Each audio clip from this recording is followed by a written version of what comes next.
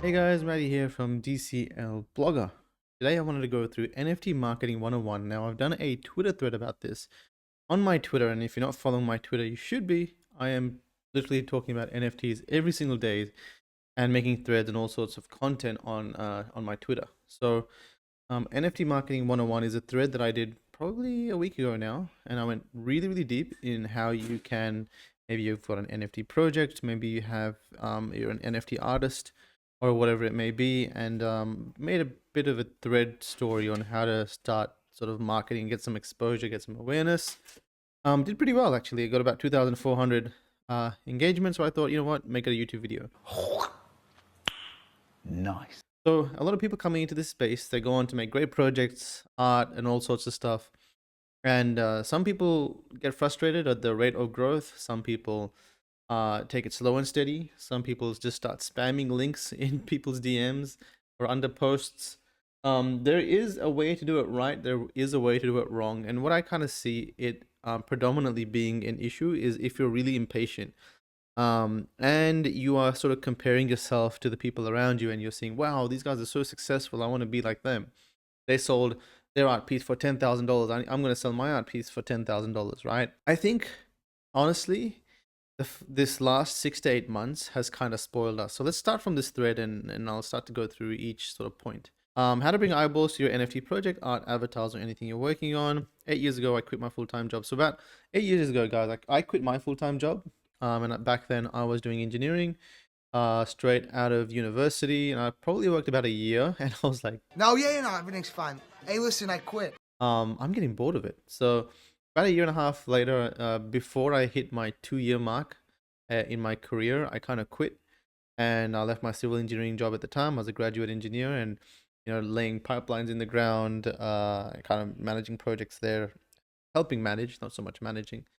Doing all the design work for it, or managing the construction on the site, all that sort of stuff. And 2 years later, I quit. And when I quit, I was like, you know what? I'm going to learn business. I'm starting from scratch. I have no idea what the hell I'm doing. And what ended up happening was me going on and building a bunch of different apps and websites and stuff like that, and realizing pretty early on that there's no point doing all this stuff.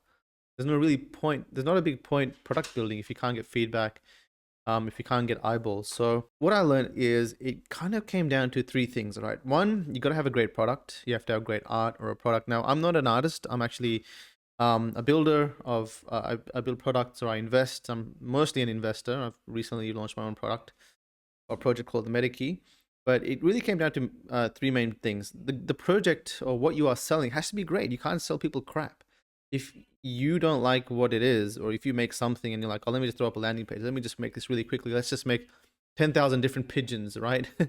Randomly generated pigeons. Like, ask yourself, would you buy that?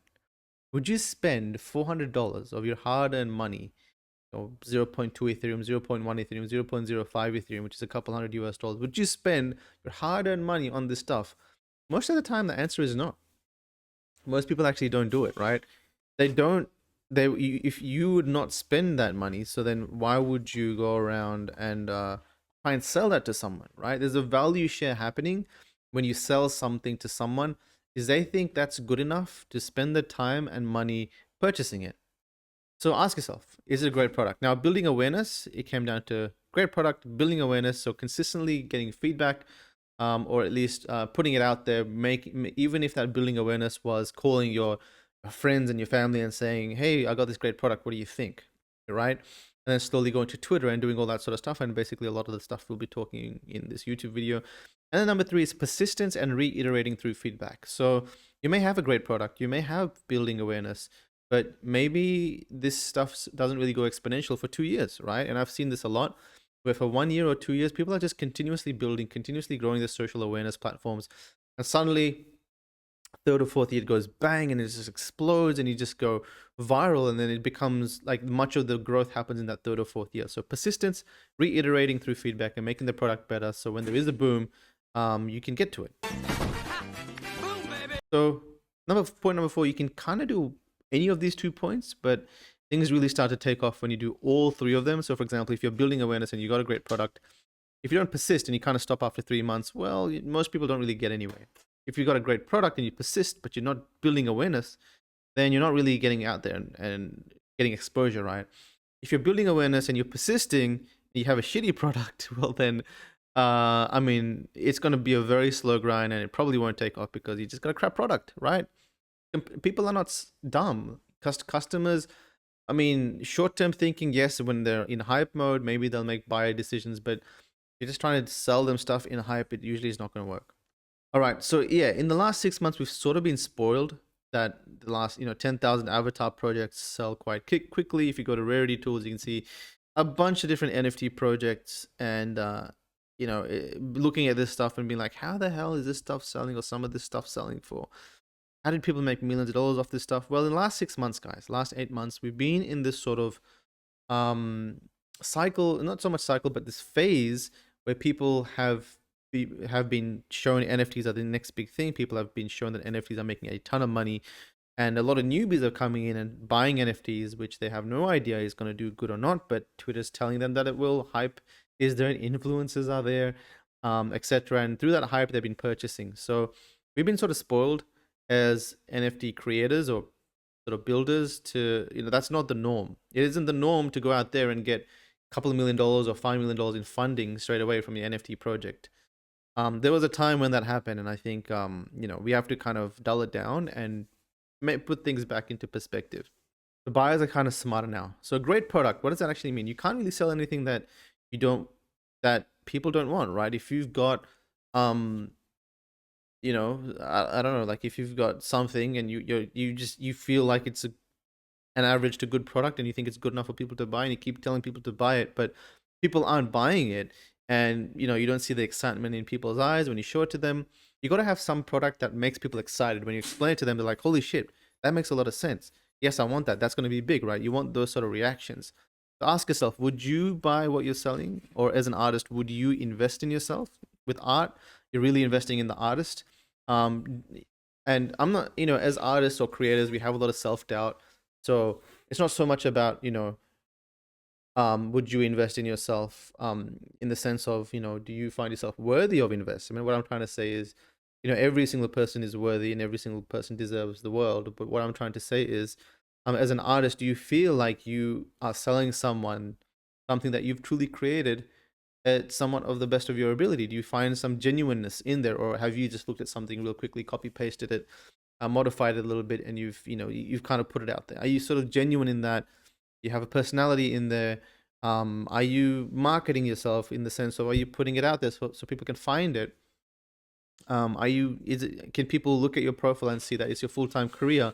Again, as investors, as buyers, you want to invest in an artist and their growth potential, right? As an NFT project, would you buy your subscription avatar or game pre-sale? If you built a game and you want people to buy your NFTs, also at that price point, right? If you're selling it for $10,000 a pop, would you pay $10,000 to play your game, right? Or would you pay, $2,000 or 0.5 Ethereum to play your game? Most people would not. So again, it's kind of like really being realistic and sort of going for the demographic that you are. What I've found successful is after 8 years of product building is really create products that, one, I'm excited for, that I will actually use myself, and two, at a price point that I think is fair. In fact, more than fair, right? I try to put it as a price point that people that buy it find a lot more value in it than me selling it. And what I've found is by doing that, both people make a lot of money because people love the product. They buy it at a good price point. It appeals to a lot of people. So a lot of people buy it at a good price point. Therefore, you get very well funded, and it's sustainable because people love it. They feel it was a bargain.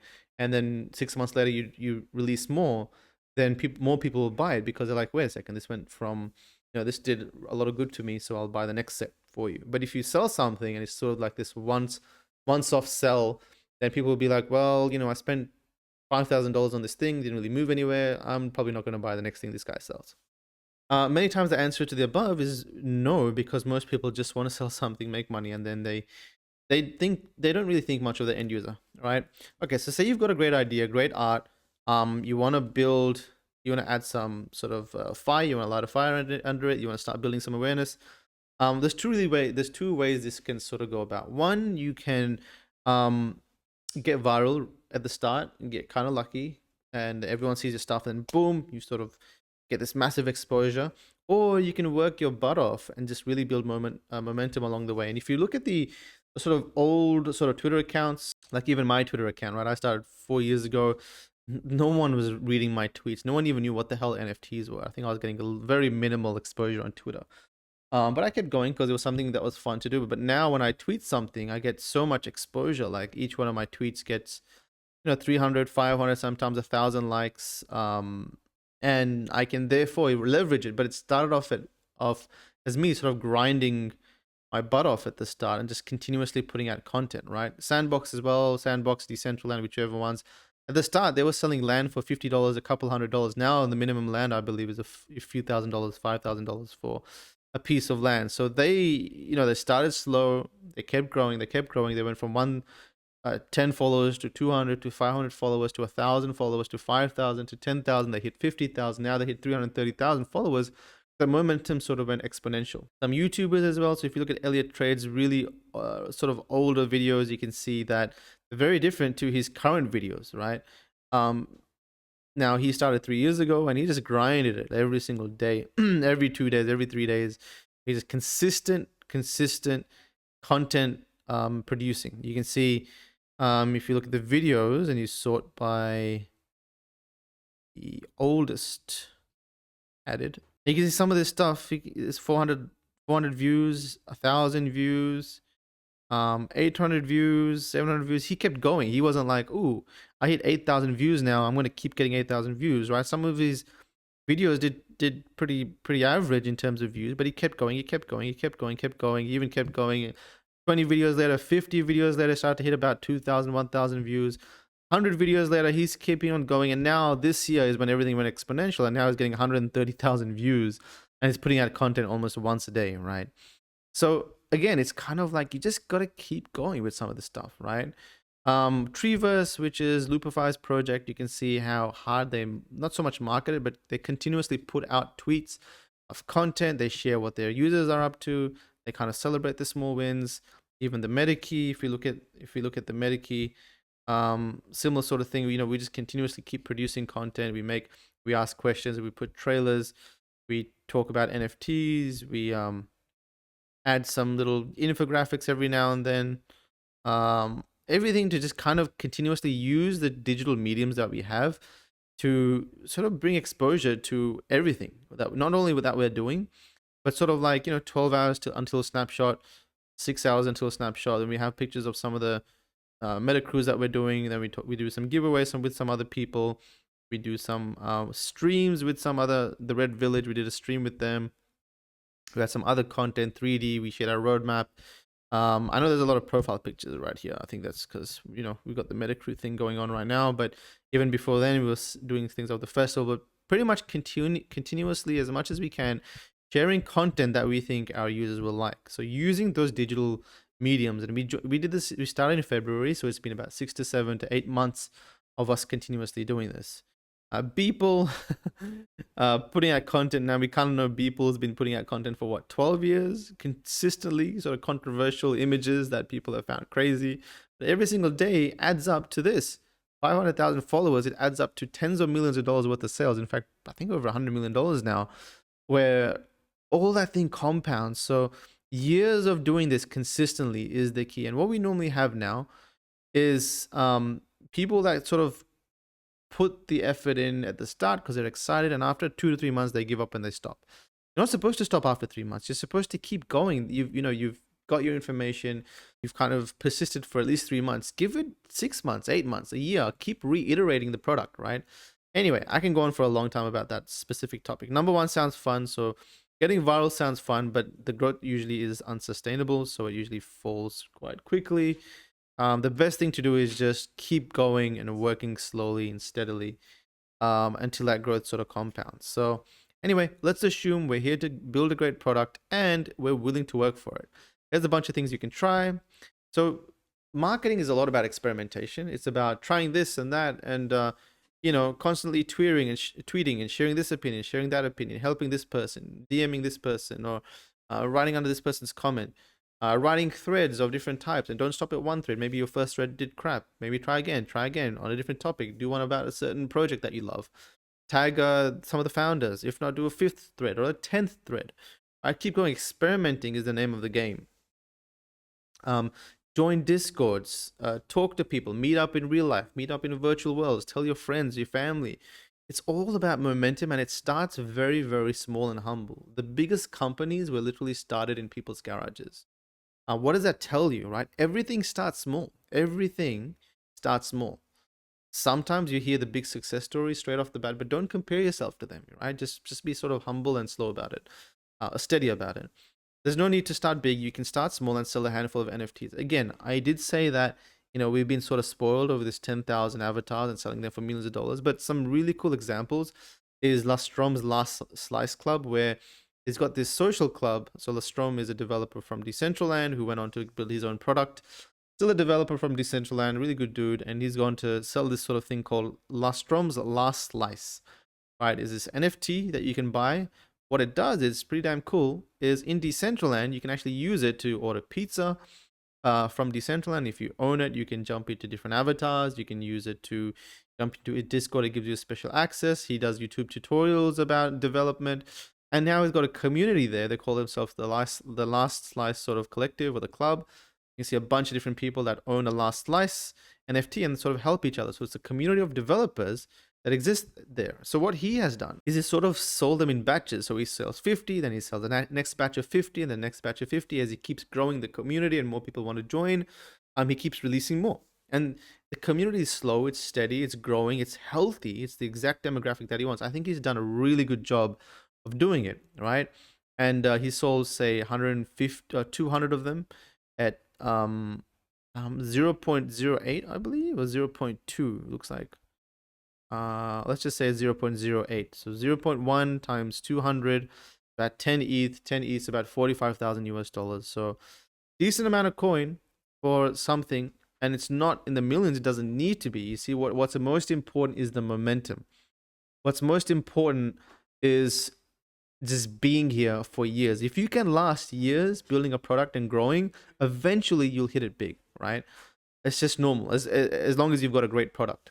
Now, Twitter is Decentraland is a really good example as well. So Decentraland for the first 2 years was mostly quite silent. I think the most people we had at meetups was like 200, 300. We'd be lucky to have 400 people at a meetup. Now there's like 5,000 or 10,000 plus, I believe. And some of these tweets go on to get so much engagement. I think 80% of the Twitter growth has happened this year alone. So you can imagine if Decentraland gave up in the first year because they weren't getting enough engagement or the land wasn't selling, right? The first land sale that they did, I think they sold out only 60% or 70% of their land. It was a lot of money, but they still had a bunch of stuff that they hadn't sold.